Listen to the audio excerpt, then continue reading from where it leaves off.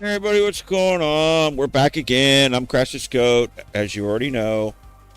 The one and only. Yep, it's just me. Once again, who else did you expect? Who else did you expect? Santa Claus? The Easter Bunny? Who did you expect? Of course, it's me.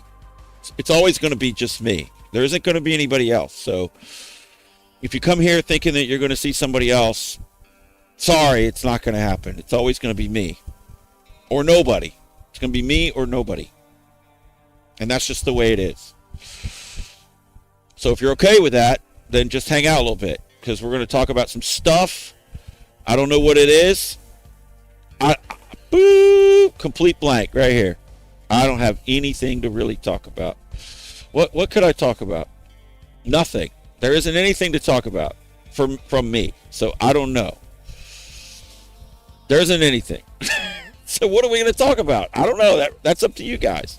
I'm going to read your comments, and then I'll think of something. That's usually how it works. So let's get going. Pitchfork is here.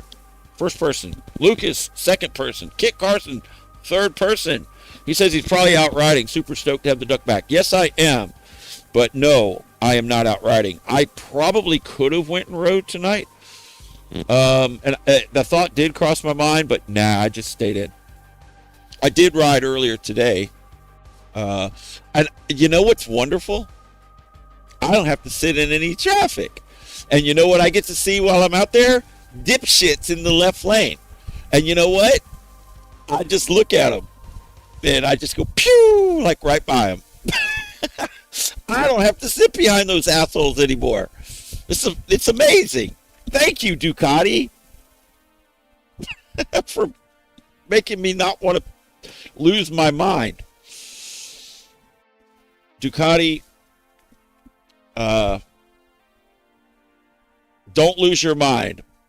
Ducati. That's like an advertising slogan. That would be great. Losing your mind? Buy a Ducati, and you'll be just fine. Yeah. So it's just us. It's just us, folks. The people that I mentioned, it's just you guys and me. So what are we doing tonight, folks? What are we going to do? The weather always seems to work. For what? For what? Yeah, I'm the Lone Ranger. That's who I am. I'm the frickin' Lone Ranger, man. I'm the frickin' Lone Ranger. That's what it is. I'm not the Lone Ranger. I'm frickin' Crash This Goat. The Lone Ranger wishes he could be Crash This Goat. The Lone Ranger can't touch the goat, man. I'm just saying. The Lone Ranger has a horse. He's got a pretty cool horse. Trigger, right? It's Trigger. His horse name is Trigger. Of course. And he had his sidekick, Tonto, the Indian guy, his sidekick. And they were like Batman and Robin, but before Batman and Robin, right? In the 1800s or whenever they were. That's the setting for the Lone Ranger. And then, but now fast forward, and now you got me. Crash This Goat. So the Lone Ranger, no, he's out. Batman, he's out. He was like 2000s, he was 2000s. And now here in 2026, you have Crash This Goat. That's right. So that's the way it is. Just get used to it because that's what it's going to be. So who else? Anybody else? Anybody else out? Linnell has showed up. Whoa, what's up, Linnell? How are you? Says hello, Sir Goat. Hello, Linnell. How are you? Madame. Greetings, Madame. Science has proven that riding a motorcycle is very good for the mental health. Excuse me. It's sure as hell good for my mental health, I will tell you. I start to get a little twitchy. Now, if I didn't have to go sit in traffic, I'd probably still get very twitchy. Let's just not kid ourselves. You know what my main issue is with not having the bike? Of course, like whenever I have to go somewhere and then I get out on the highway and then I'm governed by other people's idiocy or their timidness or their fear of driving, because other people are afraid to do things behind the wheel, just like pass somebody in the left lane. I mean, I know. And then God forbid, if there's a turn in the highway, oh man, everybody just, shit, they all slow way down because they're doing 60, and the highway turn, my God, you better be real careful, because if you're doing 60, whoa, that's like really pushing it. And so, yes, if you're doing 60, 65, do not do that on a freeway turn. You will lose it. You'll wipe out. You'll die. You're not going to just wipe out. You're going to die in a fiery crash where you get ejected from the car because of multiple rollovers, and then the car is going to land on you, but it's only going to land on your lower half, and then so you're still alive, and then the car is going to explode into flames, and then then you're going to sit there pinned by the car and then burn, and that's what's going to happen to you if you take a freeway turn at 65 miles per hour. Obviously, and everybody knows this. That's why they can't take a turn without slowing down to like 50 or whatever it is. I mean, I'm serious. That's what they must think. They must think if you and the turns are just so gentle. They're so gentle. They're so gentle. They're not even what you'd call a sweeper. The only way they become a like a sweeper turn is if you're doing 170 miles per hour on it. Then it's like a long sweeper turn. But these people in cars, they're completely terrified. In all the years they've been driving, they can't figure it out. And merging, forget merging. Oh my God. Merging is a highly complicated maneuver. I mean, you just can't. You can't. It's like solving the secret of the universe, where you combine the theory of the large with the theory of the small into one massive theory. Einstein worked on it for his entire life after he did the MC equals MC squared, and in the theory of relativity, which was a masterpiece, a master work. But then there's two separate theories, one for the very small, the microscopic, and then there's one for the very large, like on the planetary and galactic scale. But you can't, nobody's been able to make one single equation that combines the two. But see, that's child's play. That's like something for morons to figure out, compared to two lanes merging into one on the highway. Oh my goodness. That right there, that is the most complicated thing in life you could ever even think about doing. So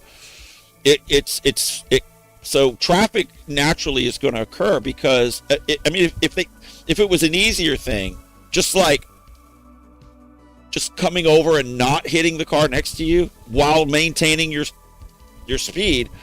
See, I don't even think that's possible, because if it was possible, people would do it, right? But it's not possible. It would be easier to win the Powerball, for example. Just to guess the Powerball numbers. That's much easier than merging or taking a turn at 60 miles per hour. Oh, no, you can't do this thing. And you know what else? To recognize that if you're in the left lane, that's the passing lane. See, nobody knows that. It's like the biggest kept secret, apparently.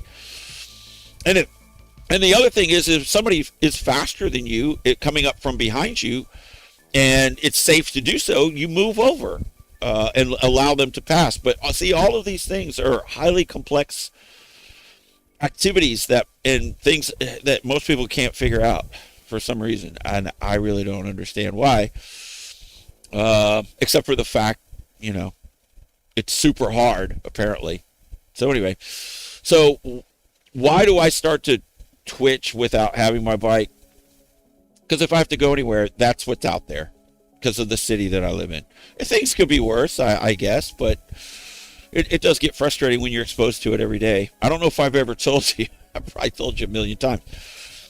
But then I said that because that seems like the obvious thing that when I don't have my bike, I really miss having my bike, because that is highly frustrating for somebody who driving or whatever, riding on the highway, driving a car, motorcycle, whatever. It comes so easily to me because I've always like loved it, and I always just, I don't know, maybe I'm not alone. I mean, there's other people that are like me too, but the vast majority of people aren't like this.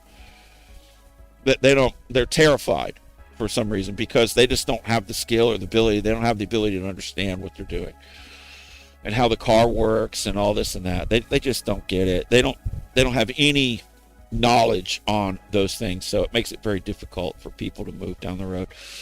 But the other thing that makes it hard is, one, I just like to ride. Of course there's that, but that's the super obvious one. I love to ride. I love the way it makes me feel when I ride. I like the rush of it all and the ability to do something, applying some, the art form of it all, just participating in the art form of riding. Those things, so that's two things right there. But there's a third thing, and the third thing is, whenever my bike goes into the shop, now I'm not shading anybody or anything like that. Don't misunderstand. I'm very thankful that my bike was worked on and done at such a high level, and it came back to me in perfect condition with the work done that needed to be done, and it runs great, runs better than it did when it went in, and there's not a single scratch, there's not a bolt out of place, there was no fingerprints or dirt on the bike. It was perfectly clean. I'm thankful for all of that. And I notice those things, by the way, because I'm always very up close with my bike every single day, whenever I have it, of course. So what I'm getting at here is, whenever it goes into the shop and it takes an excessive amount of time, there's this sense of powerlessness that I have. I feel powerless because it's completely out of my hands. Once it goes in the shop, there's nothing that I can do to make it get done quicker. I'm now no longer in control of what's happening to me, and I'm not a control freak or anything like that. I don't have to be in control of everything all the time. I'm completely fine in most cases, but when it comes to this, and I think you guys understand how I might feel like this, because when I had the R6, and I spoke of this last night, I believe, it went into the shop. It never went into the shop. It never needed to go to the shop for me to ride it. Not once. And I rode it. I mean, it spent most of its life close to redline, like all the time. Because it's a small motor, and I like to go fast, so I'm going to wrap it out. And that bike it took a licking and kept on ticking, right? Like the old Timex watch commercial. Takes a licking, it keeps on ticking. That's what it did. And I was thinking, this is wonderful, this is great. But then whenever I got the R1, then it was in the shop that entire time, and I can't.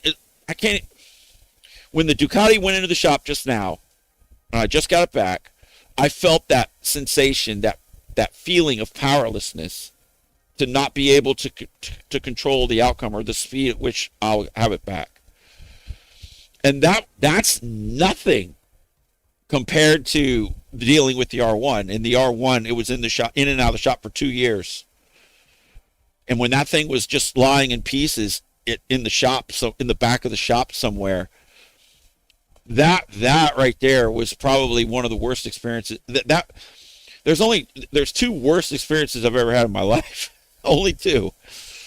One is the previous relationship that I was in, and that I'm still being haunted by 24 years later, and all the money that has gone out of my pocket for being drug into court, and for all of the expenses that needed to be paid. And that thing, it's like a zombie that you think you're finished with. I've said this before. It's like you buried the zombie. It's done. You've killed it.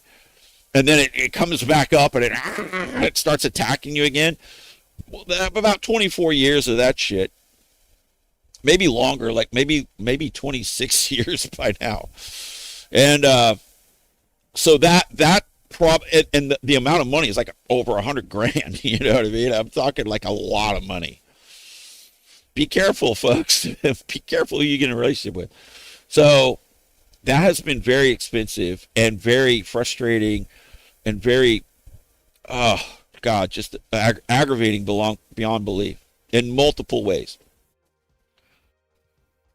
Then being drug into court, and then you've got, it's like I don't even want to go there, what I'm going to say, but the whole court system is against you in this and that, and there's no way for you to win, and it's just and then powerless standing in front of some freaking judge that hates you already just because you're the bad guy, and you know what I mean? They make you out seem like you're a bad person and this and that. It's just awful. It's just awful. But there's that, okay? So that's number one. And then a close number two was the only 2 years of dealing with the R1 and the powerlessness that I felt throughout that entire ordeal. I can't even put it into words what that felt like, how annoying and frustrating it was. So whenever my bike goes into the shop, even though it's on a much smaller proportion than those two things, it's kind of like makes me start to like twitch because I'm dealing with this. It's like this every time it goes in, it just takes so long to get back for whatever reason. It's a big job what they did, but when you think about it, they checked and adjusted the valves, one valve out of 16 valves, by the way, and then changed the spark plugs. And when you look at it like that, it seems like, dang, almost a month for that. But yes, I mean, a good portion of the bike has to come apart. I've shown you guys the pictures of the first Desmo because I was in the shop when the bike was torn down. And you can see it's just like a rolling chassis with a motor in it, basically. So there's a lot of work. It's a lot, and it's not easy to do. If it was, I would just have done it myself. But I'm not a master Ducati technician, and so I would rather have just paid somebody to do it. And that's what I did. But when you look at it like changing the, but they resealed the valve cover gaskets, and they kind of had like little seeping leaks on them stuff. So that's nice to have that fixed too. It wasn't bad or anything. It's just that I could run my finger across the gasket after I went and rode, and I could see oil on my finger. And if I rode it like really hard, sometimes it would kind of put little droplets out on the tire hugger on the back or whatever. But I would just wipe it off. It wasn't that big of a deal, but it's really nice to have it fixed. And so far, I've ridden it like 3 times now, 3 days, let's say. The day I picked it up, and then one riding day, which was a half a day of riding, and then riding it to and from my job today. And it looks like I haven't noticed the oil coming down. I need to check it again tonight. I'm going to go back down to the garage and check it again tonight, but I didn't notice that the oil was being consumed. So that's a plus. Now I could be wrong. I might go down there and it might be a little bit lower. I don't know. But it seems like I'm getting the impression so far that might have been corrected as well. So there was something I wanted to tell you guys last night, but I forgot. I was thinking about it, but then I just never got to it. And the new V4R, the 2026 V4R, do you know that comes with the same filter that I'm running in my bike right now, the Sprint P08? From the factory. BT Moto, I watched this video on it, and he said this is the OEM filter. Remember, I held it up, and you could see through it. You could see the TV behind me through it. That's the Sprint P08. And in the V4R, the 26 V4R, according to BT Moto, that is the OEM issued filter for that bike. That's wild to me. That's crazy. That's crazy. It just seems like that's a surprise. That's totally a surprise. Let me see if I can look it up just to confirm. Does the 2026 V4R come with a Sprint filter OEM standard?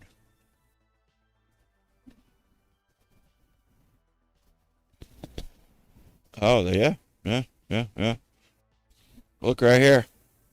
Does the 2026 V4R come with a Sprint filter OEM standard? And it says yes. The 2026 Ducati Panigale V4R comes equipped with a Sprint filter polyester air filter as standard OEM equipment right out of the crate. That's the exact same filter that I'm using. That's crazy to me. Unlike the standard Panigale V4, V4S models, which typically utilize standard paper filters, the Ducati specifically partners with Sprint Filter for its high-end track-focused R and RS designations. What's an RS? I never heard of an RS. What the hell is that? Key details about the factory filter. Material architecture. The factory installed unit features Sprint Filter's patented single-layer polyester tissue reinforced by dual stainless steel meshes. Performance gain. This specific configuration reduces pressure drop by roughly 37% compared to traditional paper elements, maximizing the intake capability of the 998cc Desmo Sedici Stradale R engine. No oil maintenance. Unlike traditional cotton performance aftermarket filters like K&N or the BMC that I also have. I have two filters. I have the P08 Sprint and I also have the BMC. I bought them both. One is a cotton gauze that you put oil on it, and it you can tell the bike isn't as strong. It's not as strong with that filter in it. It's stronger with the Sprint filter. Noticeably, it's noticeable.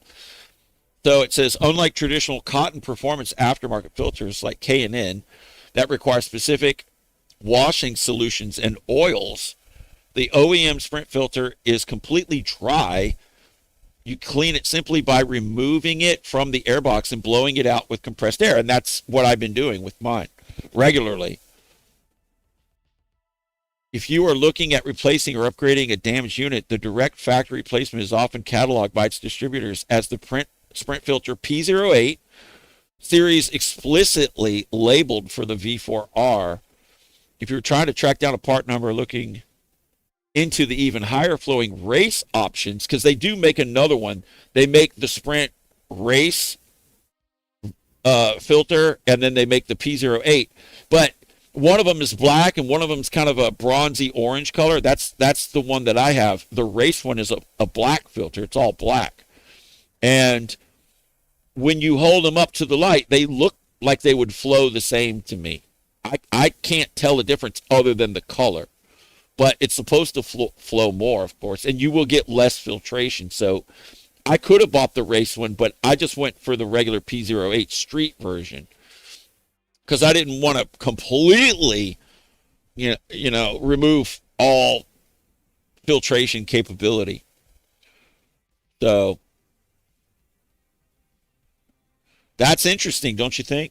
So anyway, that was something that I wanted to mention yesterday.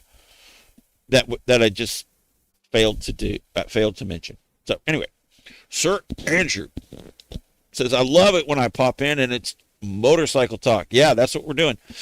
Yeah, that's what this is, my man. This is a motorcycle live stream. Mr. Mime, what's going on, dude?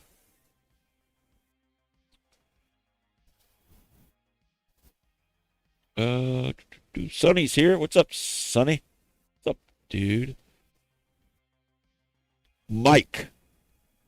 F825 says, yeah, 11:26 here. I hit my face with my tablet more times than I care to be. Yeah, because yeah, I do that sometimes. Like I'll be watching my phone, lying down in bed. It's just the last thing. Once I lay down, I'm there. I might watch something for about a minute, and then I have to put it down. I can't stay awake. Because you want to know why? Because I wait. I don't lay down and just like lay down and lay around like for 2 hours watching TV before I go to sleep. I don't do that shit. I'm always sitting up. I keep myself sitting up, either in this chair doing something on the computer or whatever else. And then when I start to fall asleep in the chair, then I'm like, okay, I'm ready to fall asleep. So then I lay down in the bed, and within a very short period of time, I'm out. But sometimes if I'm trying to watch something, I'll know that I fell asleep because my phone hits me in the freaking face. So I know exactly what you're talking about, man. Yeah, that happens to me too. And then it hits me in my face, and I'm like, shit, again? Because you don't even know you're doing it. You're sitting there holding the phone, then all of a sudden it's hitting you in the face, just like out of nowhere. That's what it feels like. I need to wear my helmet whenever I go to sleep, apparently. It's not safe. It's just not safe unless you wear your helmet. Dopey tripod. Dopey tripod. What kind of name is that anyway? Uh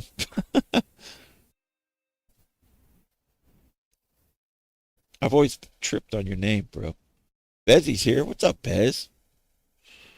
Liked and comment for the algorithm. I'm East Coast, so I'll probably fall asleep halfway through. Yeah, that's cool, man. I totally understand. This is the latest live stream on YouTube. Does anybody do a later live stream than this one? I would say probably not. Betsy's like, hello, goat. Love you too. Thank you so much. That warms my goat heart. Yes, it does. Betsy loves goats, by the way. She has what, 4 of them? You have 4 goats? I mean, that's pretty amazing. Well, I happen to be a goat too, so. Kit Carson says, anyone else enjoy the Isle of Man TT coverage this past week? Oh yeah, it's always cool, man. It's always cool. It seems like it comes around pretty regularly. Like each year, it seems like we get Isle of Man TT stuff, and then not much time goes by, and then we're getting more of it again.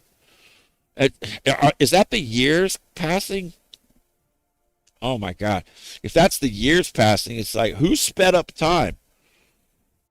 Slow it down, because I don't want to run out the clock too quickly. I don't want to run out the clock too quickly. The longer the clock runs, the quicker it goes for some reason.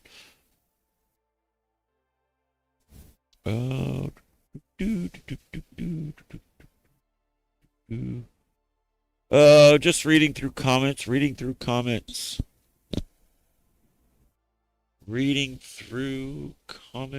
Holmes, what's up, Holmes? I see you, Bez. I see you. Go. For pairing motorcycle rims, would you recommend powder coating or spray paint? I don't like colored rims on my Yamaha. Let's talk about that for a second. Is there a new trend? I think there's a new trend happening, isn't there?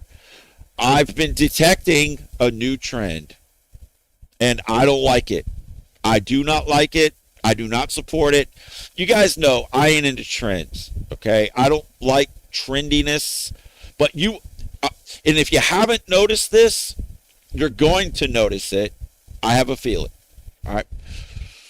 I hope I'm wrong about this, but I think this is coming, and I'm already seeing it. Shiny wheels. Shiny wheels. That's what we're getting. We're getting shiny wheels now, folks. People are doing like Polished wheels. Almost almost like chrome. Have y'all ever seen chrome on a sport bike? Oh my god, it's hideous. Chrome on any part on a sport bike is not good. It is a huge faux pas. It should not take place. I've seen people do it. Sometimes it's usually on booses, right? Because the people on booses will make them like really custom and extravagant.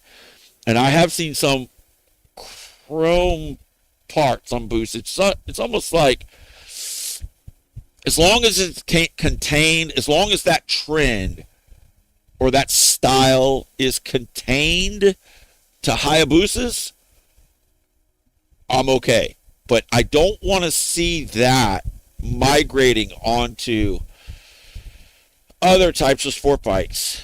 I don't think it looks good. I think it looks terrible. I think it's a gaudy, awful trend.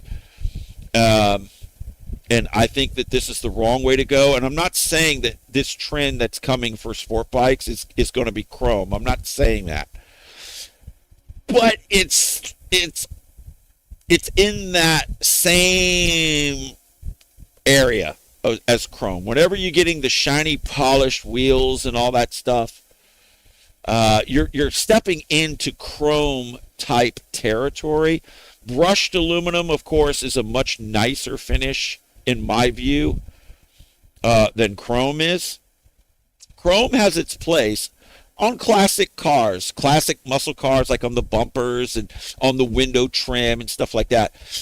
On the original, non-altered, factory-looking, restored vehicles, the restorations to where they look like when they came off the assembly line. Chrome was big then, and it looks great on those types of vehicles. And then you've got Harleys and stuff that are just, the whole things are chrome basically, right? The more chrome, the better on some Harleys. It's okay. It's all right. That's the Harley thing. But whenever the Harley style of the chrome starts to migrate onto high-tech sport bikes, that's just wrong, folks. It's just wrong. So it should not take place. It should not be allowed. And anybody who does it should probably be cast out of the group, so it doesn't infect everyone else. Because, how do trends spread? How do they infect other people? Because somebody will do it and then go out somewhere, then somebody else will see it, and then they don't know that it's not really in good taste, so they'll pick it up and then they'll copy and do it themselves, and then that's how it then spreads like a virus at a geometric rate. It infects all kinds of hosts and stuff, and that's how a trend or a fad comes into play. And the latest one that I'm seeing in sport bikes, sadly enough, is these polished wheels. I don't care for it. I don't like it. I think it's a bad trend, and I do not support it. But watch for it. It's coming, folks. I see people doing it. And then when people, and the content, there's some content creators doing it, and they're at the front. The ones that are doing it right now are the initiators. They're the ones that are setting this new trend, and they're going to be the first people that are seen with it. But it's going to spread because I don't want it to, and that's why it's going to spread. Anything that I don't want to happen usually ends up happening. And that's how I know I'm on the right track, because if the things that happen, like trends and stuff that I don't like, and the ones that I don't think are in good taste start to spread, that proves that I'm right, because the masses do all this stupid shit, right? The masses like the pop music. The masses fall for all the stupid, trendy, shiny object shit, that spreads throughout our society. And so if it's something that becomes a trend and it becomes popular and I don't like it, then I know I'm okay. I know I'm doing the right thing and everybody else is doing the wrong thing. I know that sounds kind of arrogant, but it is true. It is absolutely the truth. People don't know. They don't know that it's not good. They don't know that it doesn't look good. They just see other people doing it and they're like, "Well, I don't know. It just has some kind of an effect on the human mind. I can't explain it. I don't know what it is. I would say it's kind of a weakness, a mental weakness is what I would say. You know why? Because um, it's like not having an original thought of your own, or not believing in your own style enough to just, hey, this is me. I'm doing it this way. This is the way that I like it. This is the way that I'm doing it, and I don't care what anybody else thinks. Right? So even though everybody is following that trend and getting on that bandwagon and going that direction, you have to be strong enough in your individualism and a belief in yourself to say, hey, look, I don't care what everybody else is doing. I ain't doing that. Right? And that requires a very strong-willed, confident individual who believes in themselves. And most people, I think a large number of people, and it could be because they're young or something. And when you're young, you haven't figured that shit out completely yet. A lot of people haven't. I'm not saying everybody, but I'm saying, I mean, these things are happening. So I'm just trying to explain how these things happen. It's a fact that this is taking place. Now, what the mechanism is for fueling this or for having it be susceptible to spreading throughout the community like a virus, like how does that spreading occur is what I'm saying. And the only thing I've been able to come up with in all my years of observing this is what I just said. It's kind of like a lack of belief in your own self. And so you want to be like someone else, and the way you can't be that other person, but what you can do is you can have shiny rims like they have. You see what I'm saying? You can have a shiny rim. If they have a shiny rim and you see them, you can't be them though. Like you admire them, or you just like what they're doing, or for some reason you can't be them, but you can get some shiny wheels and put them on your ZX10 or whatever, right? So, I don't know, folks. I don't know, but I do see this trend coming. Black wheels, or a colored wheel that matches your bike or your style of your bike. I do like colored wheels. Colored wheels look really cool. Teddy does some really cool stuff with the colors on his bikes. I like what Teddy does on the bikes that he makes. He'll mismatch. He'll put a blue wheel on the front and a red wheel on the back, or he'll use some kind of like pastel, pastel type colors and stuff on his bikes, and they always look really nice. He always does the bikes really nice. And so all the different colors I think are really cool. But as far as shiny, polished wheels, stepping into chrome territory, no, I ain't doing it. And I don't care if I ain't trendy. I'm not doing it. Because it's gay. It's gay. Are we all on the same page? Z says, go. There's a difference between virtue signaling and trends. One is fun and the other is just pure evil. Yeah, for sure, man. Virtue signaling is acting like you have, in a way, to have virtue, as opposed to it being legitimately virtuous. Yeah, I fully know. Believe me, I'm on board, man. I fully know what you're talking about. Miki, what's up, dude? They hate us because they ain't us. Yeah, for sure. Bezzy says, if I had a shiny bike, I'd wear shiny pants. Yep, and I'm sure you'd look great in those shiny pants. Bez, I fully support your shiny pants trend. If you want to wear shiny pants, I fully support that. I absolutely do. But you just have to post some pictures. I want to see pictures of a shiny bike with shiny pants. That would be something I'd want to see for sure. But I have no doubt you'd be able to pull it up. Chef, what's up, Chef? Did I already say hi to you? Pitchforks, flying the rainbow flag. Yeah, gay. It's gay. Seth, what's up, Seth? Seth Impad. Impad. What is Impad? I think I asked you that before, but I never saw the answer. Uh, oh, Pinky and the Brain reference. Okay, I have not. I'm aware of that cartoon or whatever, but I've never watched it. Forgive me. Forgive me. Freedom. What's up, Freedom? Freedom rocks. Yes, it does. Red Catfish. What's going on? See, more of you are pouring in here. Um. So, okay. What else? What else? What else do we have? What else is going on?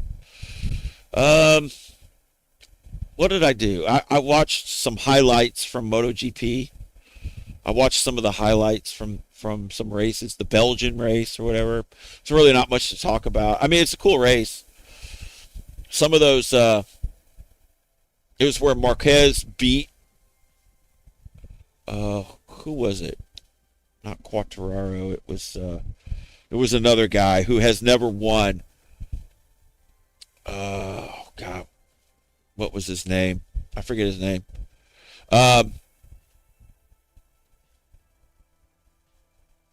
Freedom says Seth is the California distributor of male pads. What are male pads? Dare I ask? You no need to answer. That's something I think I could probably live without knowing. Oh, so I watched that, just the highlights of it on YouTube, and that's really about it. Rode my bike today. It's running good. It's feeling good. Um, Everything's in place. There's nothing new with the bike's in great shape. Everything's good. I hope it stays that way. Knock on wood. I don't want to jinx it or anything, but I'm feeling really good about the bike right now because the Desmo's done. It's got fresh oil in it, filter.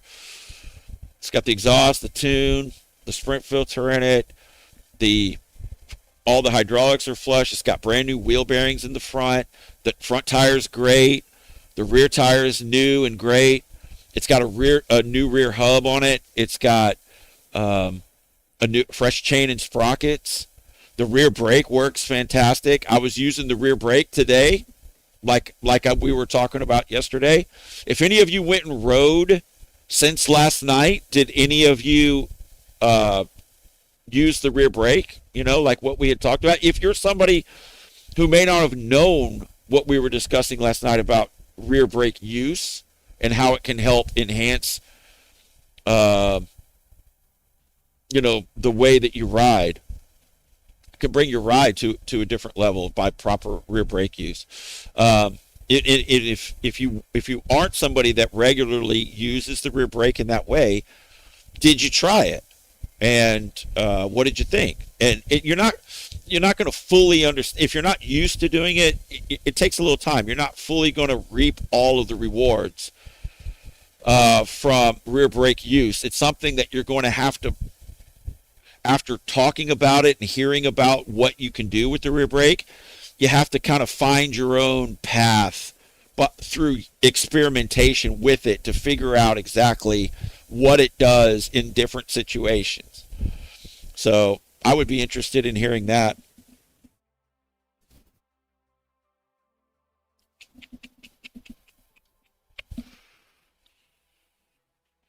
Let's see.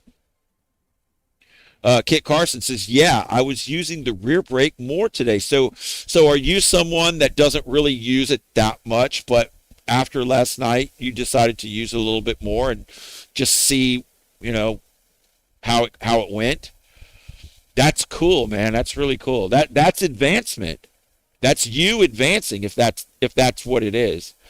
I mean, if that's the scenario that I described, if that's accurate, then that's growth, man. That's improvement on your ability to ride. Dean, heartwarming Discord post. Goat, met my neighbor. Well, you are just a very friendly guy, Dean. You will talk to anybody, meet anybody, hang out. It seems like with anyone. Um, and that's kind of a. I mean, I wouldn't say I'm not like that, but I'm a little bit more, solo, more of a solo operator when it comes to talking to other people. I get kind of, if I don't know, it's not that big of a deal, but y'all know what I'm saying. Um, Here we go. So Dean says, "Oh, but I never answered the question about the wheels, right? With paint. Just real quick, um, my wheels are black, and they're kind of a satin finish from the factory. But I have gotten some scratches on them and stuff, and I just take spray. I sand it with like a scuff pad just to smooth it out and give it a nice rough surface. It's rough for the paint, but it's smooth to the touch. Um, that kind of a surface so the paint can stick. And then that's the beauty about having basically flat black wheels. If you get any scratches or anything like that on them, then you can just take a rattle can and then just be careful what you're doing and then just kind of spray over the chips. I've done that with my wheels, and it's fantastic. That's one of the benefits about having flat black wheels. So if anything happens, you can fix it so easily. And my wheels look really good. I'm not even kidding. They've got almost 42,000 miles on them, and they still look fantastic. And that's a trick. That's one of the tricks. But anyway, this is a Husky 401, 44 horsepower, 29 pound-feet of torque, 110 mile per hour, 350 pounds. It's cool. It looks cool. Like, look at these wheels. Those wheels, see, these black wheels, the black wheels look nice, folks. If you put polished wheels on this, it would not look right. See how it's got the black frame and it's high tech. It's very high tech looking. Even the lettering here is high tech styling. And if you put polished wheels, it's just, it just really doesn't look good. And the engine here is part of this, the structure. You've got the trellis frame in here, and then there's no down tubes like on older style bikes. So that means the engine is part of the frame system. A stressed member is what it's called. And look at this in here. This looks like the intake. That looks like an intake to me, right? This is probably the air box back here underneath the seat. And then the air probably goes in here and then goes down into the cylinders wherever they're at. Oh, that's the fan. That's the front fan and the radiator. So wherever the cylinders are hidden in this thing, I don't even know. It might even be a single cylinder as a 400. So, but it's cool. I want a second bike myself. And that was to go along with what I was saying earlier. Like, I'm powerless to get my bike back, and I hate that feeling. The only thing that would make it better is to have a substitute bike in the meantime while the other bike's in the shop. Now, if I had another, like a R1 or a ZX10 or a CBR or something, in addition to the Duck, whenever the Duck went in the shop, I wouldn't be losing my shit too much. You know what I mean? So having a second bike is always nice. And this, check her out. They look like a happy couple. Let's see what it says. My neighbors on my street, 3 doors down, 17-year-old daughter taking, that's not a couple. That's their dad and the daughter. Okay. Didn't mean to seem weird there. 17-year-old daughter taking the MSF class today and tomorrow. Just got this bike. Her dad rides a Harley. I'd never met them or seen them before, even though They lived here for 1 year already. Okay. Very nice people. Son rides a Suron e-bike thing. Okay. So definitely the cops are going to be chasing the son around because the cops seem to be hating those e-bikes lately. The cops got it out for the e-bikes. They are like coming down hard on those kids on the e-bikes. So yeah, she on second thought, the second glance, she looks pretty young here. But uh, Asian females, it's kind of hard to tell their age sometimes. Um, let's see. I like this front fender on this thing. Yeah, the styling on it's cool. So she's riding this thing around. That's pretty cool. Good deal. Okay, there you go. Thanks for sharing that, Dean. All right. Oh. Like when you get to be my age, everybody looks like a kid. Even people that are 30. When I see people that are 30, they just look really young. I've watched some movies recently where have y'all ever experienced this? Well, only if you're like older, right? Where I remember as a kid watching a movie and seeing some of the people that were in the movie and thinking that they were older people, all right, because they were older than I was when I watched the movie for the first time. And then 30, 40 years later, I go back and I watch the same movie again. And then I look at those same people that I thought were older and they look like kids to me. Oh, yeah. It gets to the point, folks, where you will become older than everyone else. Everyone you meet is going to be younger than you at some point. Whenever I go riding, everyone is younger than me. Everyone. I'm the oldest MFer out there every time. That's what my dad said. He's like, how old are you? What are you doing? How old are all the people that you ride with? Are they younger than you? And I'm like, yeah. They're like, what are you doing? I said, I just want to ride, Dad. Is that so wrong? I just want to ride. Get it? I just want to ride, Dad. I can't help the fact that everybody else is younger. How old are you, Go? Older than everyone else out there, usually. Not always. I mean, sometimes there's some people older than me, but I remember when I first started going out on bike nights, there was an older guy out there, and he was riding sport bikes. He was like in his mid-70s and shit. Now, he wasn't ripping down the road, but he would go on the routes with us, but he wasn't out in the front. He'd ride his own ride or whatever. He'd come and hang out, or he would dip sometimes whenever we went and hit the routes. But he was out there. He was riding sport bikes. Leaned over. He wasn't no pussy. I don't know where he's been.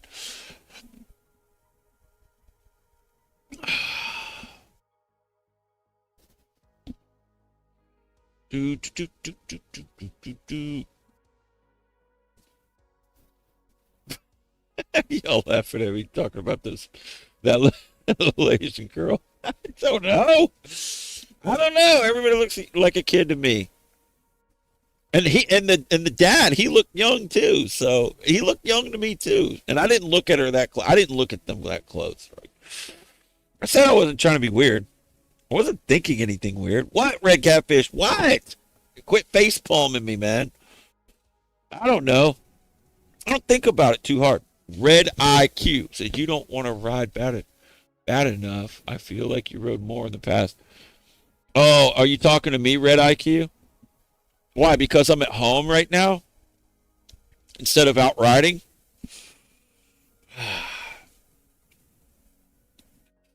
You know what? You know what's part of what has kind of just, I mean, let me just be honest, I guess. At some level, it's not a full effect as to why I decided to stay home.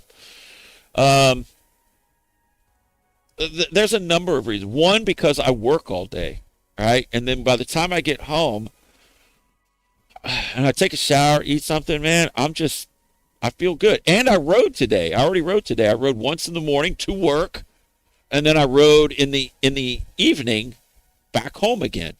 And so I got some rip. I get ripping in. I'm not just riding. I'm actually doing a little bit of maneuvering and shooting gaps and ripping while I'm out there. I'm not just freaking, you know, taking it easy completely. I'm not pushing really hard or anything like that, but I'm having fun when I'm riding. I'm riding my ride the way I usually do. So if I get back home and then I've showered and everything, and then sometimes the thought did cross my mind to go, but it quickly left, just because I got focused doing other stuff. But I'm just in for the night, and like I said, I am a little bit older. I'm not a kid, and I'm in good shape. My energy level's decent. I feel young and all that stuff, but and I have a nice house here, and I've got Mrs. Goat here and this and that. So these are all factors, and then there's other stuff. The other thing is, one of the last times that I went out late at night, I go out, and I was thinking, I don't even know if I really feel like going, and there was nobody else to go with or whatever, but I need to make like some video content or whatever, so let me get out on the bike and go ride, because I hadn't made a video in a while or something. And I ended up bending my front wheel. Now, I didn't crash or anything, but it caused a serious problem for me. It ruined my night, and it was bad. Now, I can't just think like that all the time. If I go out at night, something's bad going to happen every time. See, I'm not thinking like that. But this is a fact. This happened. And sometimes I do think, okay, I'm in. I don't have to go out. It's not required. It's not necessary. And a lot of times when you go out at night, you just kind of open up,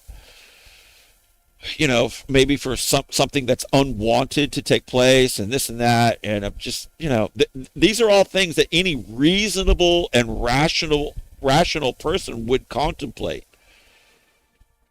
Because when you go out on a super bike at any time, you are putting your life on the line. You are, every single time you go out there. And you have to really weigh that out and be, measured and smart about what you do. All right. That's adding some degree of wisdom to what it is that we're doing here. Right. So there's that.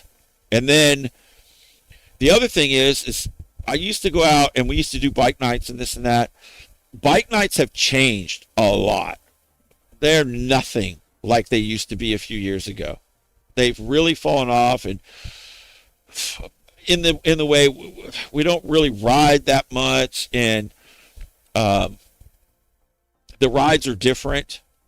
And I'm not throwing shade or anything like that. I'm just stating a fact. They're just not really awesome rides the way that like they used to be. It's just not like that.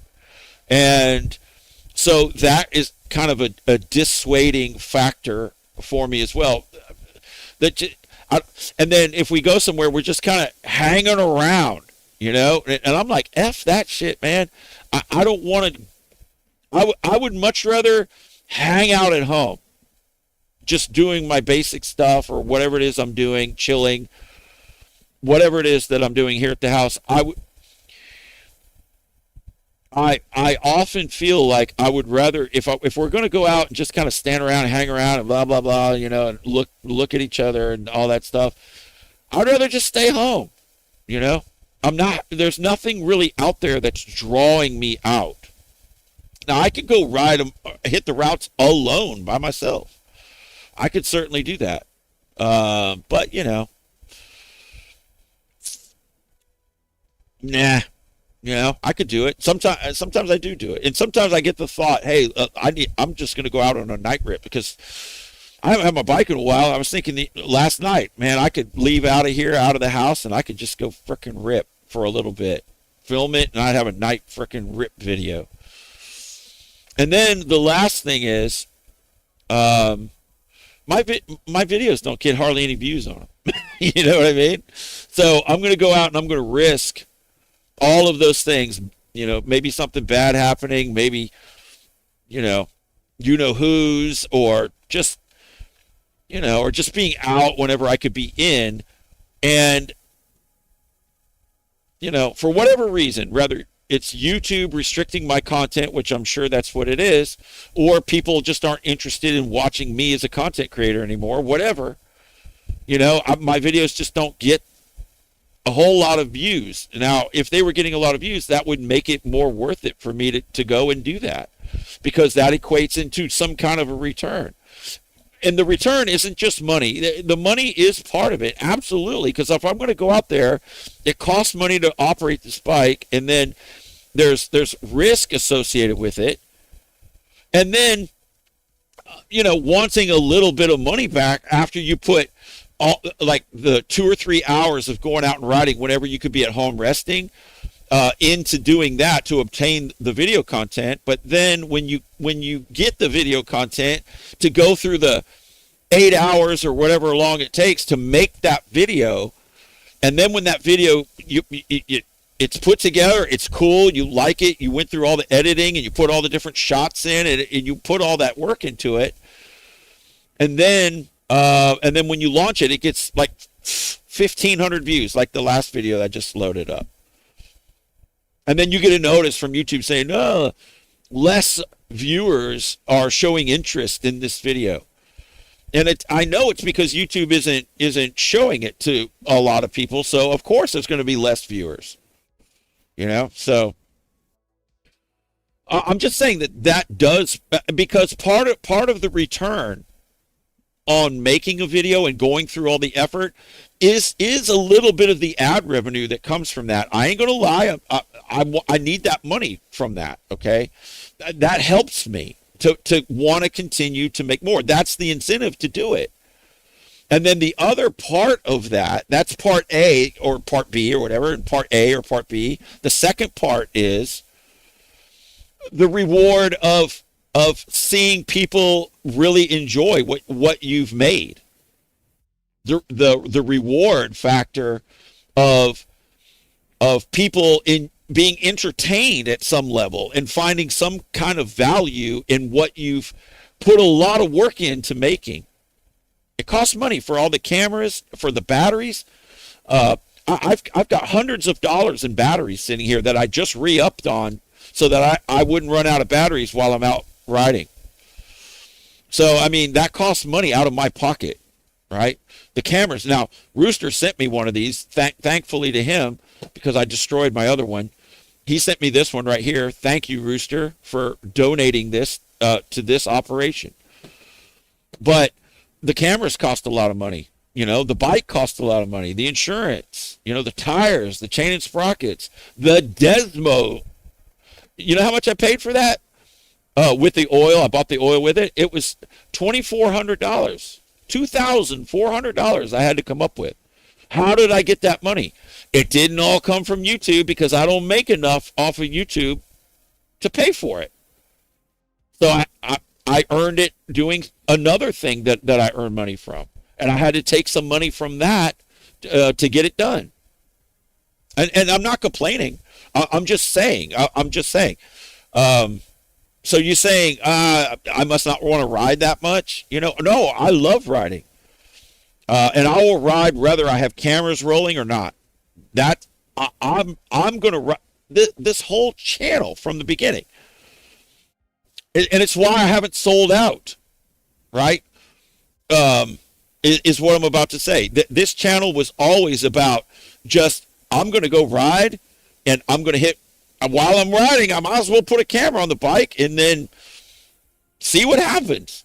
And that's always what this channel has been. It's never been a moto vlog. It's never been a review channel. It's never been a reaction channel, although I have done some reaction videos. It's always just been about the actual, real experience of riding a sport bike, super bike, whatever,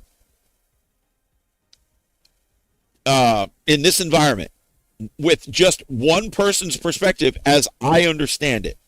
Now you get to see what writing is from my perspective. I just happened to be the one. It was never about me. It was never. I was never supposed to be on camera. I was never supposed to even be talking in the videos according to my original plan. I was like, I don't have anything to say. This isn't about me. This isn't about who I am or what kind of freaking food I like or whatever. It was never about that. It was always supposed to be just strap the cameras on, hit record, and we're heading out. And that's how this thing came to be. And with the first channel that I had, I wasn't restricted. Nobody from YouTube was watching me. And my channel grew like crazy off of that type of content. And the content wasn't even half as good as it is now. As far as the editing and the quality and the audio and just, the quality of the videos are so much better today than they ever were. But I don't get any views on my videos. Maybe because people don't like my videos or because YouTube just isn't friendly toward me. Because they saw me a long time ago. They said, okay, this guy's trouble or whatever.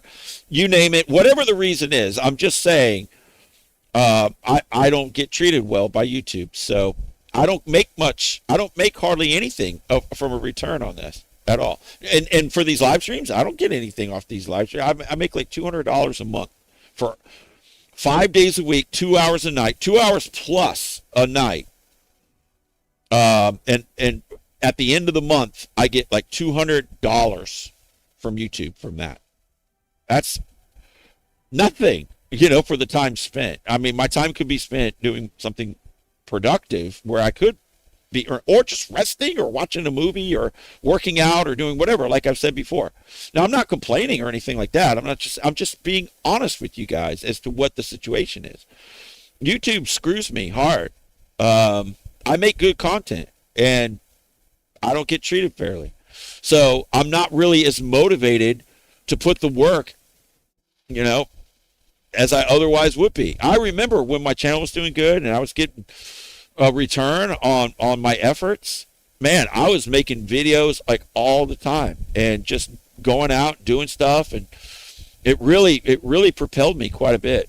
And like I said, it's not just the money. It was also the reward of knowing that the people we're enjoying it. Now, I know you guys watch it and enjoy it, and I do appreciate that very much, because without you guys, I wouldn't have anything, because y'all are the only ones that can see my channel, apparently. I just get, treated like shit by YouTube. And I'm not complaining. I'm just telling you exactly what the situation is and what my thought process is on why I may not have decided to go out tonight, because I stayed home and I actually made money doing something else, that I can do here at the house. And if I would have left, I wouldn't have made that money.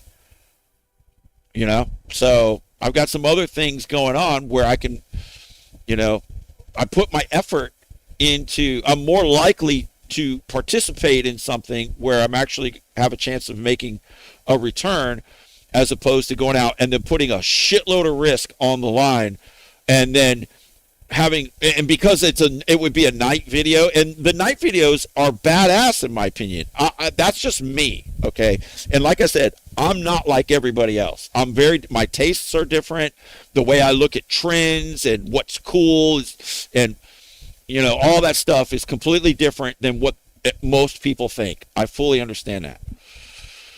But I love night videos. I've always been kind of a night person, and I love the way the city looks at night. I love all the different colors and the lights and things that you can see in the video at night, and you can see just fine. The cameras are good enough to see everything that's going on out there at night. But for some reason, night videos don't do as good as daytime videos. But shit, my daytime videos don't do good either. So anyway, that's where we're at. Knuckles, I just saw your name, man. I just saw your name. What's going on, man? Sir Andrew says, I remember when bike night was to hit the 610 loop, not just once, but laps on laps. Nobody does the loop like when I first got out to Houston. Yeah, I know. I know. And I just enjoyed, the other routes that we went down. I miss that shit.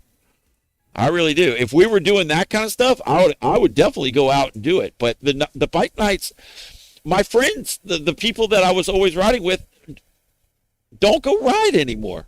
Like Knuckles hardly ever goes. He's right here. He'll tell you he hardly ever goes out anymore. At least not that I see.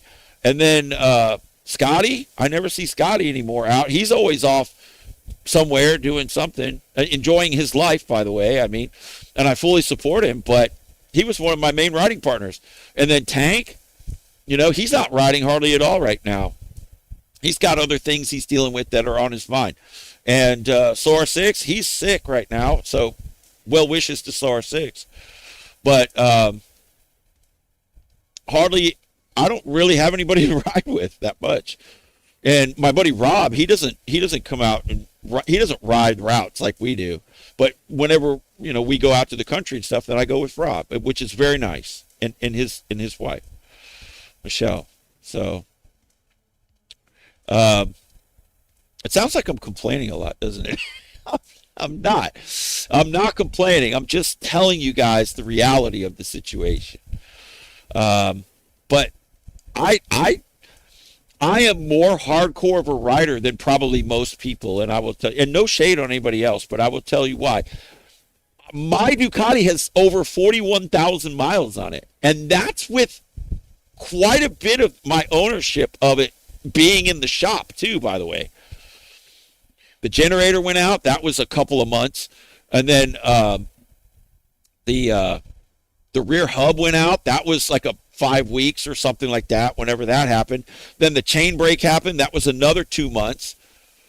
The starter went out. That was a month. What else? The oil leaks and the new hub. That was a month. It was a month, basically 3.5 weeks for the Desmo. That was the second Desmo. The first Desmo was in the shop for a month. Then it came out of that Desmo and it was in the shop again for the water pump. That was another month. And then the rear cylinder head was leaking water. It went into the shop for 2 weeks at a time, twice. And then the third time, that's whenever they kept it. And that was a month and a half to 2 months to get the rear cylinder head done. So I have over 41,000 miles on my V4S, which is more than anybody else that we know about, and on that particular bike. And then that includes all of that downtime when it was in the shop too. So I didn't even have it for the full time since I got it, and I still put all those miles on it. I would say that's kind of a hardcore rider, so I'm not lightening up on my riding.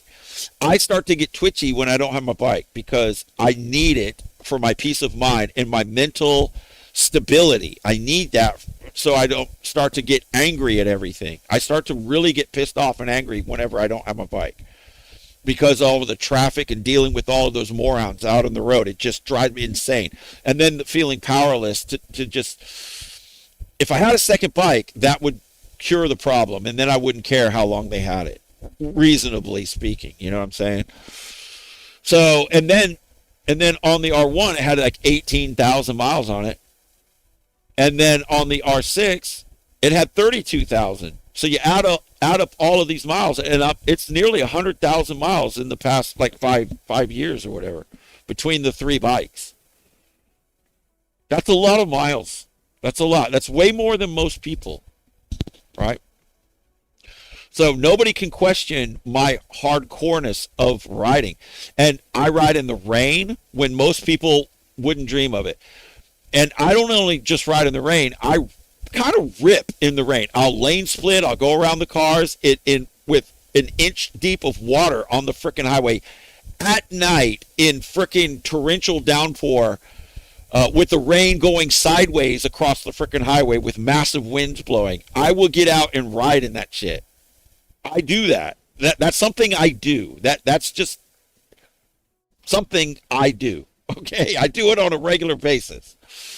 because it rains like you can't imagine here. It rains like all the time. And it might not be raining right now, but it's going to be raining later. And if you're out on the bike, you're going to get in it. And so I'm highly experienced in the rain. So, and I can move in the freaking rain. It's not even a problem. I have no fear of it whatsoever because I know what I'm doing. And then whenever it's hot out, I'll be out riding around. I won't see any other bikes because it's too hot. And fair weather riders, most people are fair weather riders. Oh my God, it's too hot. I ain't riding. That isn't me. I will wear leather, and I will wear my gear and everything else, and I will freaking get out on the bike. I don't care if it's 105 degrees, and sometimes it is in the summertime, and I will be riding. And even if it turns my legs red because of the extra heat off the bike, it singes all the hair off my freaking legs. But that's another thing. There's hardly any hair on my freaking inside of my legs right now because of just riding the bike and the heat from it. So that's another thing. So and if it's cold, I'll ride in the cold. As long as it's not close to freezing. Once it gets to be like around 40 degrees or something, I ain't gonna ride. Because then it's your hands start to it feels like somebody sticking knives in your hands whenever it gets around 40 degrees, 38 degrees. You ride for any length of time, and your hands are right there in the wind because they're not protected by the fairing. And I remember one time I was riding the R6, and it was real cold out in the morning. I was riding to work, and by the time I was getting close to my job, I couldn't even feel my hand to like pull in the brake or the clutch. And it was hurting. It felt like knives were being stuck into my hand because of the cold was so intense. And then when I was able to ride the bike and get it, of course, to my job. And I keep my bike inside where I work. It doesn't sit outside. And so I get inside, and then I go over to the sink and turn on the hot water. And I had to run my hands underneath the hot water for about a minute to start getting the pain. Not just feeling back in my hands, but to make the pain go away because they were so cold. Just the coldness alone creates intense, sharp, biting pain throughout, like your fingers in your hand. And then,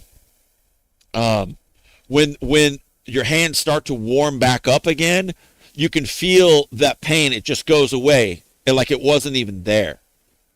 But because your hands have now started to come back into normal temperature again, and that's a nice feeling.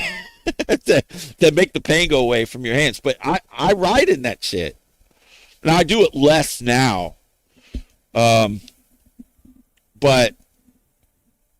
I'm kind of a hardcore, I'm a true biker. There's no doubt about it. It's in my blood. It's something I love to do.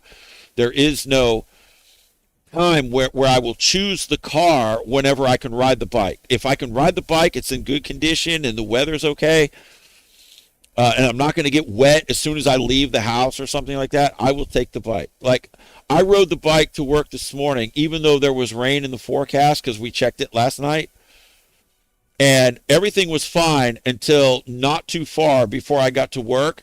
There was a spot where it had just poured, and it was raining just a little bit, but not much. But the road was wet.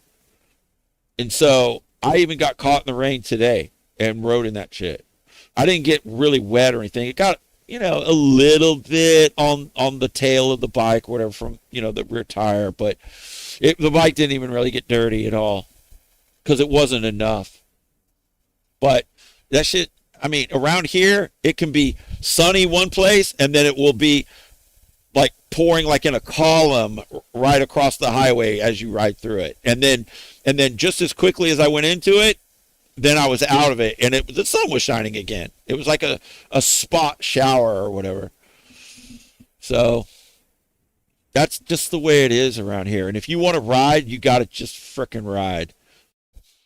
And you don't let anything stop you.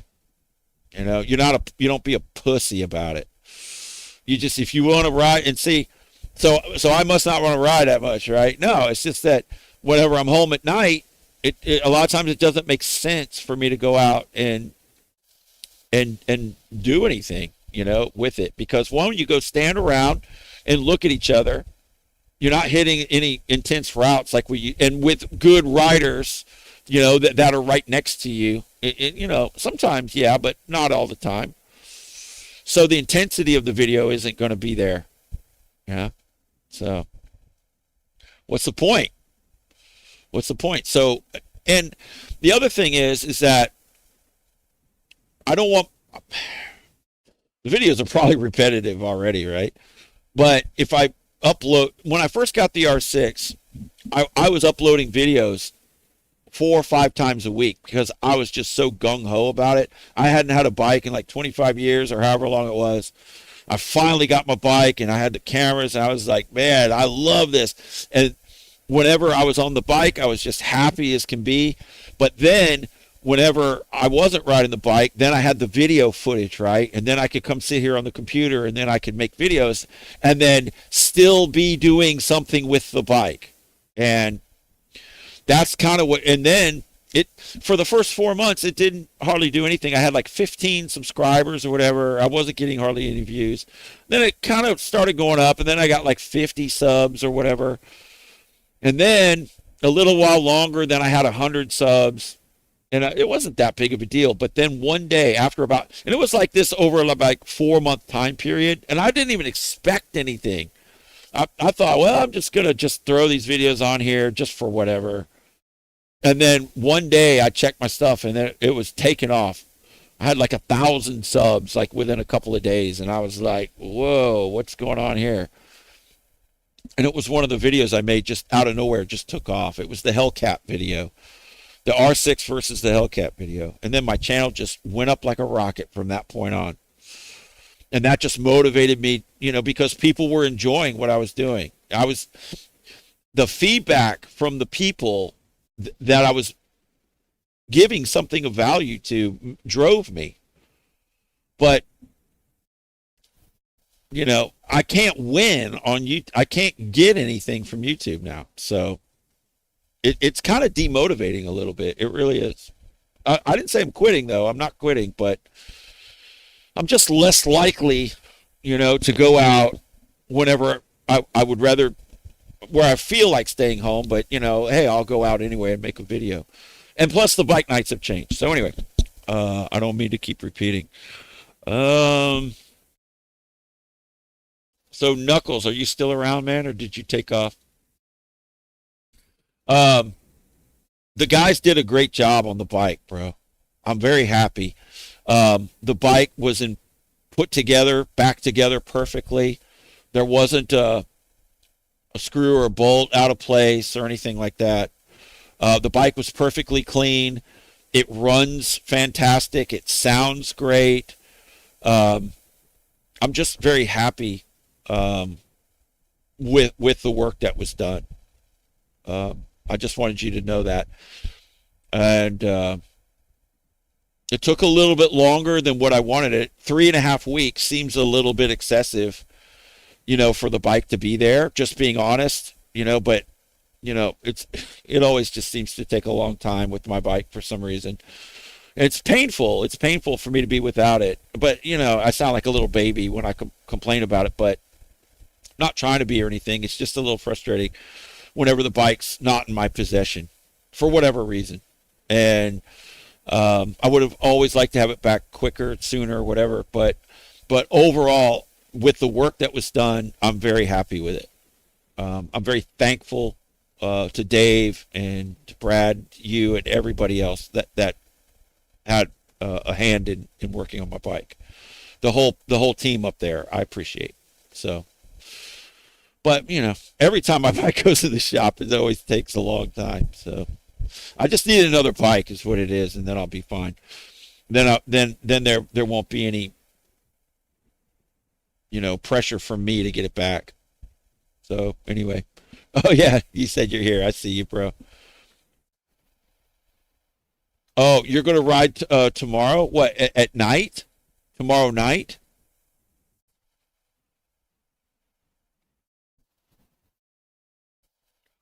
So yeah, if you want to go ride tomorrow night, count me in. I'm down, bro. I'm down. Me, Knuckles, and Scotty reunited again. Oh, that I'm down for that for sure. Yeah, you can count me in on that.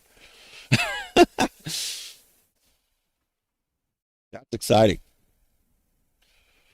And I haven't really. I've only rode with Knuckles once since he got his Ducati, his 25 V4S, and it's beautiful. It's absolutely beautiful. And we just had that ride over to the rice box or whatever it was, you know. But we haven't had a decent ride. We haven't had a decent ride. So Bezzy's like, I totally understand. Go. Well, I appreciate you. You always very understanding, Bezzy. I appreciate that very much. I do appreciate it. I have another. I made another video, and I have it partially edited. It's me on the bicycle, but I'm actually talking about a specific subject, and I haven't decided if I want to release it or not. I have to finish editing, of course, but I haven't had time to do it because last night I was here in the live stream, and then tonight I'm here in the live stream, and that's when that's when I would be most likely to edit the video.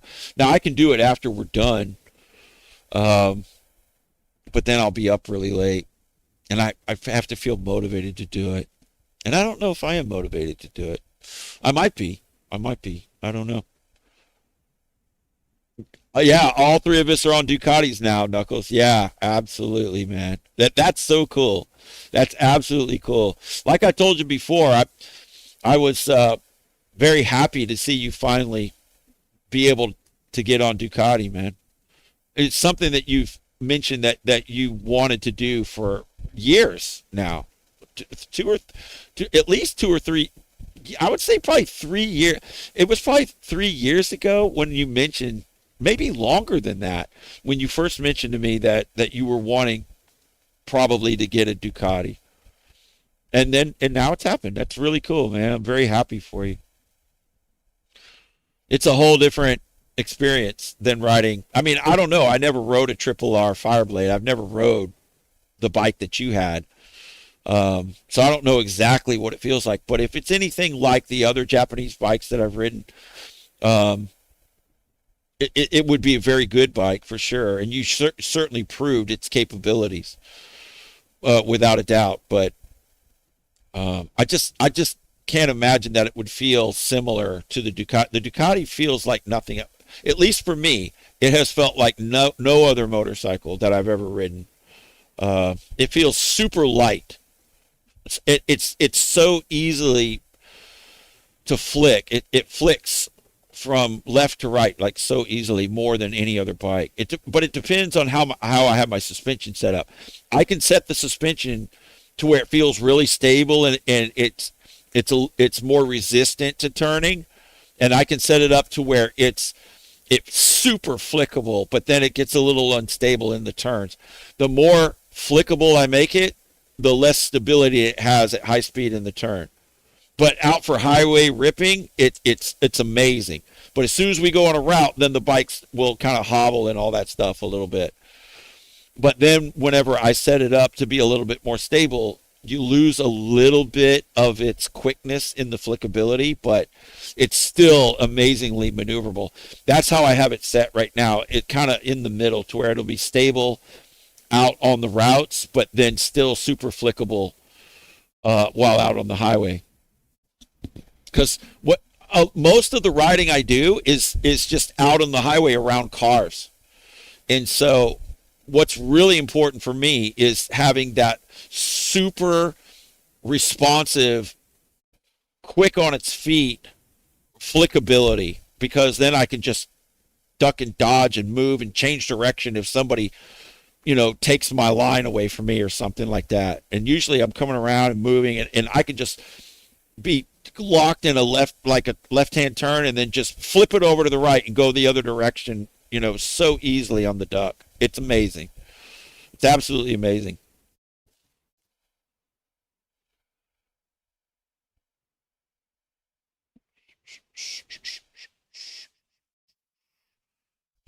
So,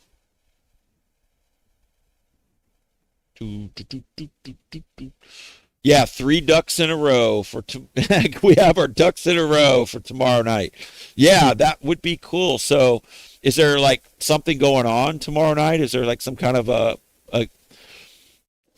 bike night or group ride or something like that? Or I don't even know what's on the schedule. But yeah, I'm down though for sure, especially since I'm a bike pack. The Flick Master, says Lucas. Yeah, yeah.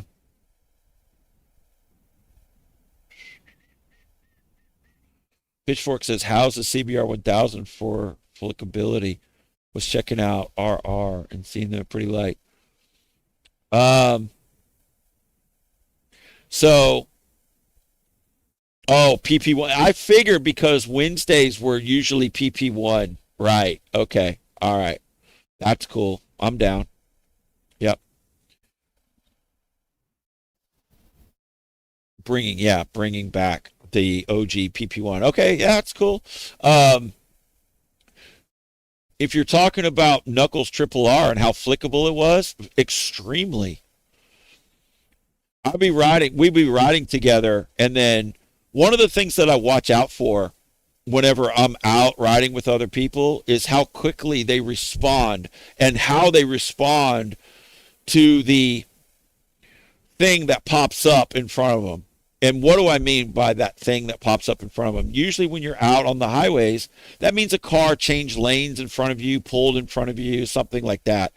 That requires, in order to handle that properly, that requires foresight, predictability, right? The ability to predict that that might happen before it happens. And when you are on your game with the ability to do that, you already know it's likely to happen before that person in the car even decided to think about to change lanes. You already knew before that thought even entered their mind while they're driving their car to pull in front of you. You knew you were thinking about them changing lanes before they ever did, is what I'm saying. And if you're on your game like that, you can set yourself up to flow around them with it's like a beautiful thing to see. It's a beautiful display of that skill of being able to read the traffic. And then whenever your bike is highly maneuverable and set up right, and it's a very capable machine, and you're a very skilled and capable rider, and when you're moving through traffic and you see one of your riding partners executing that exact thing that I described, that gives you a feeling of like security and happiness and pride and just overall good feeling that the people that you're riding with can do that at that level, and it becomes an honor basically to ride with people that have that ability. And then the bond that's created with people, they look at you, they see that you're doing that, and then you look at them and you see that they're doing that, and then you feel safe riding. You trust them. The level of trust goes way up high. And whenever you're not worried about what the other people that you're riding with might do or whatever mistakes they might make, you're not worried about, when I ride with Scotty, I'm not worried about him making a mistake. When I'm riding with Knuckles, I'm not worried about him making a mistake at all. And that becomes a beautiful thing. And I mean, I always want the best for the people that I'm riding with. I always want them to be safe. And at some level, you always have a healthy concern for their well-being. And that's part of the equation.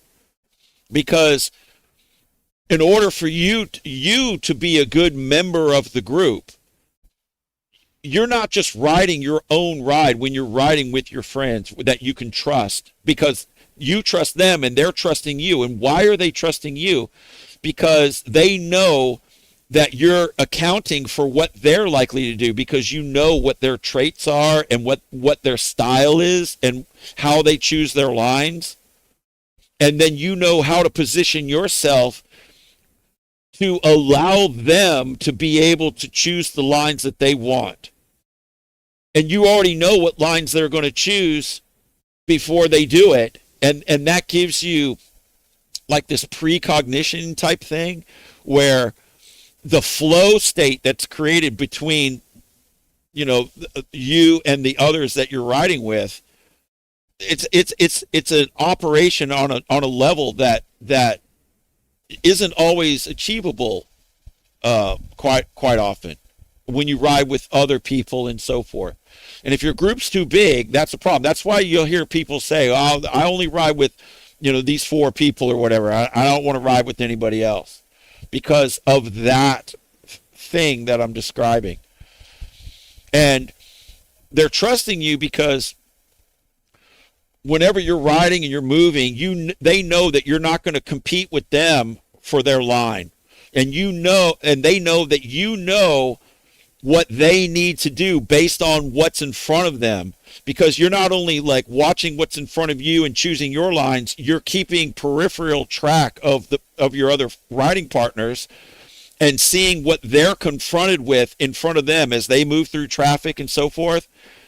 And you know how to position yourself and choose your line based on what their necessities are. All of this is going on. This is advanced small group riding in intense situations is what it is. And it can all be done safely. It can all be done with a beautiful flow to it that's just not like anything else. And whenever you can ride with people like that, the feeling you get when you ride with people like that, that's why I say it's an honor to be a part of a group like that. And you don't fuck it up. You don't do anything to mess that up. You don't do anything to violate the trust that they have in you. You don't do anything that would create an unsafe situation for them.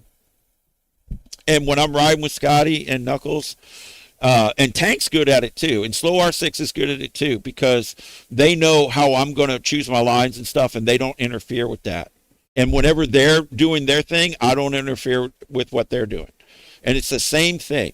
It's the same thing. And I don't mean to leave anybody out, of the other people that I have this connection with.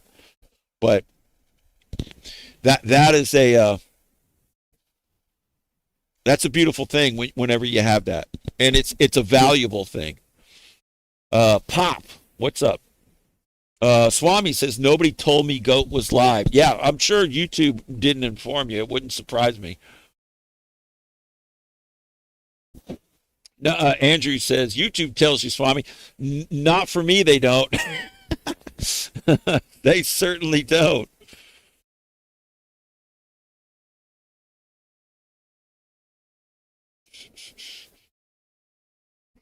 No, YouTube unsubscribes people from my channel covertly, and then they don't send out notifications to everybody. And they sure as hell won't put my videos in the recommended or the up next or whatever, or on people's homepage. They don't do that. I mean, with y'all they will, because y'all seek this out on a regular basis. So YouTube will do it for you guys, but it won't do it for anybody outside of us. And that's why the numbers are always, what is the number? 36. The same freaking number every single night we're here. So you ever notice it never rises above that? It's just us, folks. It is just us. And that's why it'll fluctuate from like 38 to 28, to 32, and it just kind of fluctuates back and forth from there, but it never goes above that. When we first started doing these, it would go up. Well, on my first channel, when I first started doing live streams, I could get 250 to 300, 350 people in when I first started doing them. And then of course, that went away. And then when I started the second channel, we were getting 70, 80, sometimes 100 people. I don't know if y'all remember that, but now it's just 25, 36 or whatever, because YouTube has just said, not for you, mister. Not for you. You like to write too much. Oh, but what I was saying earlier is, see, some other, I guess other people, other content creators have kind of, when I say sold out, what I mean is that they've altered their content to not offend YouTube. See, I haven't really done that. I haven't altered the content, right? It's still pretty intense stuff, like whatever videos I post.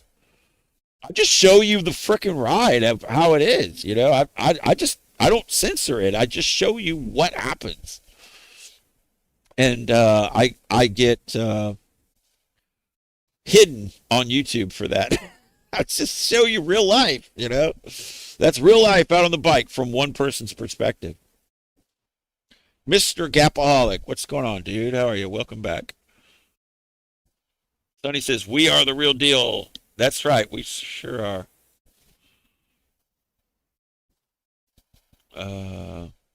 Tell me what you guys think of my new PFP. What is a PFP? Am I y'all laughing at me because I don't know what it is? What's a PFP? I don't know what that is. Personal something. I don't know.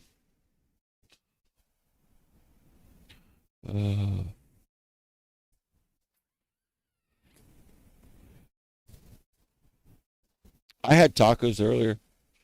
Mrs. Goat made them for me. She made them the other day, and then she makes a lot of them, and then we just put them in the refrigerator, and then I can go in there and grab tacos anytime I want. And I have wheat tortillas. I love wheat tortillas, and you know what I do? I'll put them in the air toaster, little convection toaster thing, and I'll put them in there while I'm heating up the meat in a bowl. So, they get a little, I don't want to say crispy, but approaching cracker territory. Oh, it's delicious. I just started doing that. Normally what I'll do is I'll take a couple of them and I'll just put them on top of the bowl that's got the meat in it and nuke it. And then the moisture from the meat goes into the tortilla and softens them up. But I thought, what if I put them in the toaster instead, just to warm them up? And I've been doing that the past couple of times, and it's worked pretty good. It's been kind of nice. And then I eat it with some chips and pecani sauce, salsa, or whatever. It's delicious. I was raised on that stuff. Living in Texas, we get a lot of Tex-Mex food. I was raised on a lot. I love Tex-Mex, or what you'd call Mexican food. I absolutely love it. I love Mexican food. It is so delicious. It is so delicious. That's Mexican food. I mean, authentic Mexican food is different than Tex-Mex. Authentic Mexican food doesn't really have a whole lot of meat in it. They don't really put a lot of meat and stuff. It would seem to me. But they do use a lot of rice and beans to put together, because rice and beans makes a complete protein. So you don't need meat per se. If you put rice and beans together, then you make a complete protein.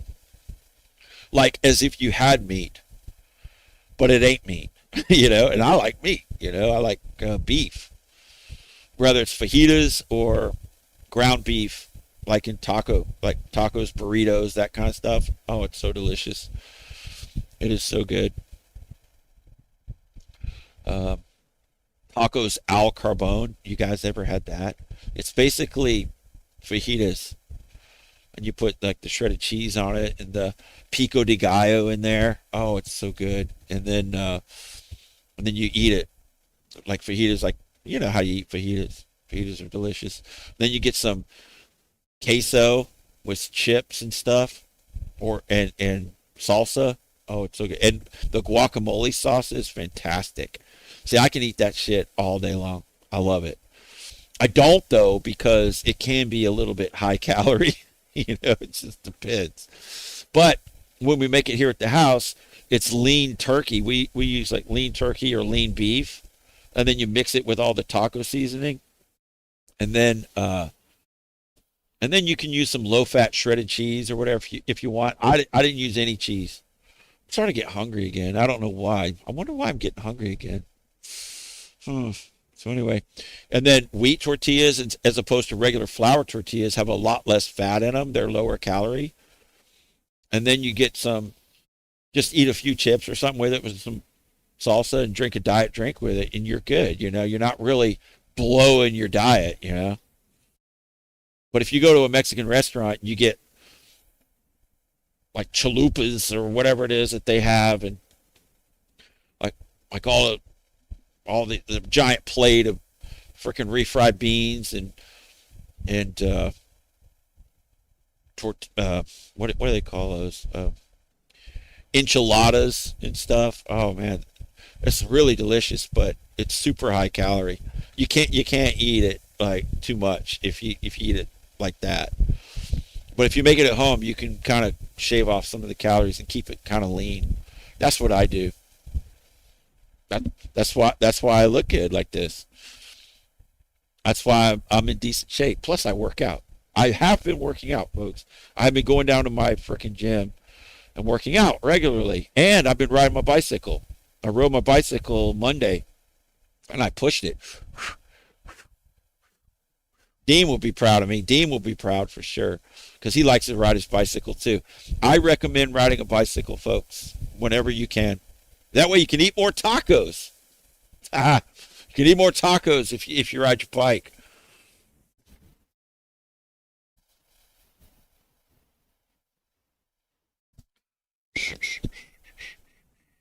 So what are y'all talking about? Y'all are talking about tacos now. Sidewalk Star, what's up, dude? How are you? Mr. Gavaholic says, now I'm hungry. I know. And then y'all are posting all the tacos in chat. Dean says tacos al carbone are great. Yeah, it's really good stuff. It's really good stuff.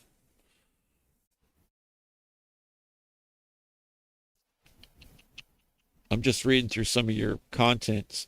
Content. Read through some of your comments. I'm reading some of the comments. Lucas says post Loop 610 on multiple platforms and see which one does best. I bet if I posted the 610 Loop video on my channel, well, I don't know. Look, who was it? It was Z, right? Z posted on his channel, and within about 10 days, it had over 30,000 views. And on his channel, he had hardly no subscribers at all. He had basically a fresh, undiscovered channel. What did you have? Like 50 subs or something like that, Z? What did you have? You had like very small. I can't remember what it was. Maybe it was more than that. I don't know. But, and then after a short period of time, Z's like, hey, can I post your 610 Loop video? I was like, fine, go ahead. What do I care? Because I didn't think it was going to do anything. And then it ended up going kind of viral. To get, what was it, 30 or 40,000 views or something like that within like 10 days on a channel that was basically from scratch. So, but if I was to post that on my channel, knowing that my channel, even though I have almost 30,000 subscribers now, slowly but surely, it's kind of going up slowly but surely. They are taking some subs away from me off the back end covertly. Like I said, they will unsubscribe people from my channel. But there are people that are subscribing. I might be getting like 10 subs a day or something like that if I'm lucky. Sometimes if I post videos, it's probably like around 10 subs a day, which sucks ass, by the way. But I'm thankful for it, but it isn't going to get me where I need to be. And then, but if I don't post any videos, it goes down to like 2 or something like that. So that's how you know your channel is restricted, because whenever I have a video that's doing good and it's going viral, you can get like 1,000 subs like every couple of days or something like that. That happened to me a few months ago, and it happened to a lot on my first channel. But ain't nothing going to be going viral. So even if I posted this 610 loop video on my channel, it probably wouldn't get 30,000 views on it because YouTube would hide it. But when Z put it on his channel, they didn't hide it. But he didn't have a whole lot of subscribers for it to go out to, so it didn't really start too fast, but it just kept going. And then it kept getting bigger and bigger and bigger.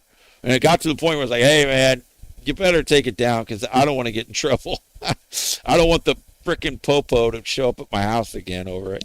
And he took it down too, by the way. And then he stopped getting, poor thing, he stopped. His channel was growing like crazy. He's gaining subs, almost to 1,000 subs. I should have let you keep going until 1,000 subs, but I started to get cold feet, man. I started to get nervous. Last thing I need is to have the frickin' you-know-who's after me again. Doug Tunler. Tortilla, the edible napkin. Yeah. You just roll it up and you can eat it. Yeah. It's good stuff. It's brilliant, actually. Tortillas are kind of genius. It's bread. That's really all it is. It's just like a form of bread. But the way they roll it up and put stuff inside of course, we take it for granted. We just say, well, it's always been that way. But somebody had to figure it out in the first place. It took people a long time to figure out to make a sandwich. A sandwich is a highly advanced invention. It's a very modern world invention. I don't know when the first thing. Let me ask. I know it was hundreds of years ago, but that's still considered the modern world compared to all the thousands of years that human beings have. Hundreds of thousands of years that Homo sapiens have been around. But I gotta know, when was the first sandwich invented? I'm going to use the word invented. And I think it was in a place called Sandwich or something, right? That's why they call it a sandwich. It's because of where it was made. Or was that Hamburg? It was from Hamburg, Germany or some shit like that, right? All right. When was the first sandwich invented? Says the concept of putting food between bread is ancient, but the modern sandwich is officially credited to John Montague, the fourth. See, there it is, the fourth Earl of Sandwich. A sandwich was a place, I take it. Hundreds of years ago, 1762. As the legend goes, he asked his servants for meat between slices of bread so he could eat it with one hand while gambling. Very interesting. However, people around the world have been eating fillings between slices of bread for centuries before that. Here are a few notable milestones in sandwich history. I love sandwich history. Don't you guys? Very exciting sandwich history. 1st century BCE, Rabbi Hillel, the elder in Jerusalem, is recorded as the first person to make a documented See, that's how you know who controls the media, folks. See, they even take claim for creating the first sandwich. So anyway, he placed chopped apples, nuts, and spices between two pieces of unleavened bread, matzo, for the Passover ritual, a practice still observed today as the Hillel sandwich. Okay. I haven't had one of those and probably won't. Antiquity through the Middle Ages. Humans have long used thick slices of stale bread as edible plates for meats and stews. Like you were just saying, the edible napkin. In 1762, the name is born. The 4th Earl of Sandwich popularized the modern portable version in England, which caused the dish to take on its noble title. So we're just going to go with the 1762, and I've just made a decision right here and now. So the 19th century industrialization made the sandwich an incredibly popular, cheap, and portable meal for the working class in cities like London and Amsterdam. So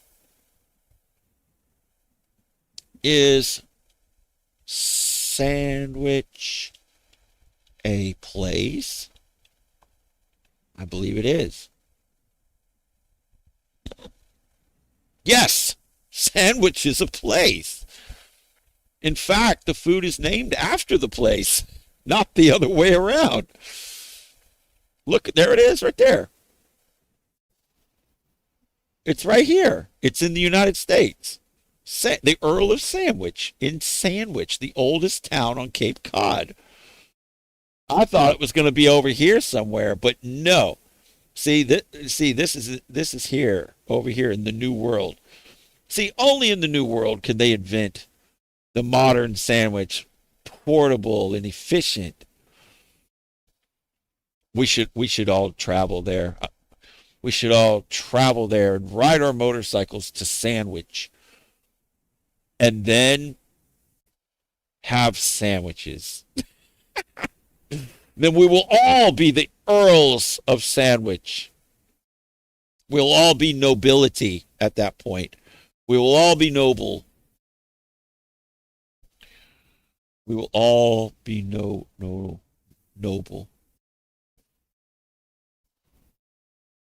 Do. Yes, we all need to go to this place called Sandwich. Yes, we do, Bezzy.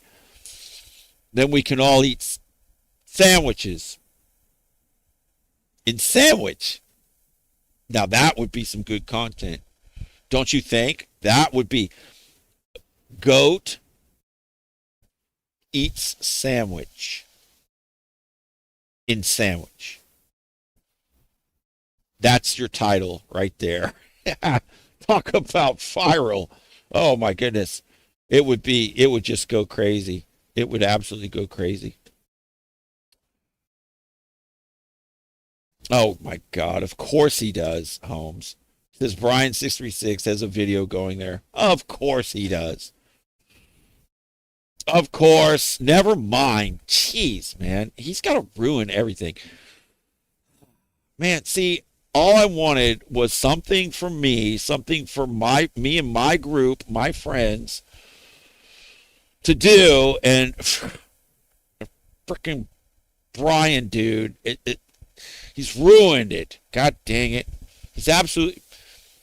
I bet he didn't even eat a sandwich. I mean, it wouldn't surprise me if he went there and he did not even have a sandwich while he was there. He probably just went and just like took his little stunt bike with the cage on it and probably just did wheelies in front of the locals and just said, "Hey, what's going on? What are you up to?" "Oh, yeah, high five, bro. I'm doing a freaking wheelie on my stunt bike." And then he probably left and never even had a sandwich.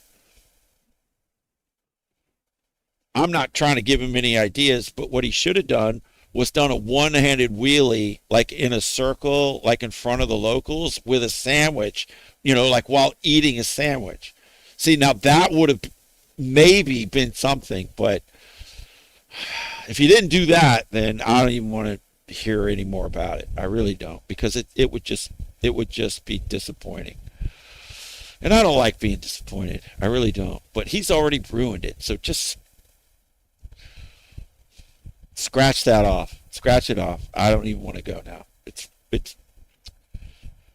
never mind. It just wouldn't work. It's just not going to work now. The vibe is just not working now. The vibe's been killed. You killed the vibe, man. So anyway, are we done for tonight, folks? Can I go? Am I dismissed, folks? Am I free to leave, or am I being detained here? And if I am being detained, may I ask on what grounds? What grounds for this detention? May I ask? If you're going to detain me, like, I need to know what your probable cause is to detain me. And it needs to be articulable. That is hard to say. I've heard it say, so it's easy to hear someone else say it, But when you try to say reasonable and articulable what is it? Reasonable cause, suspicion, right? Reasonable and articulable. Am I saying it right? I don't even know if I'm saying it right. Oh, it's hurting my brain. Oh, it's too late for this. It is too late for this. I gotta go, folks. I've been to, Bezzy says, you may go, goat. I will let you. You're gonna let me go? Okay. All right.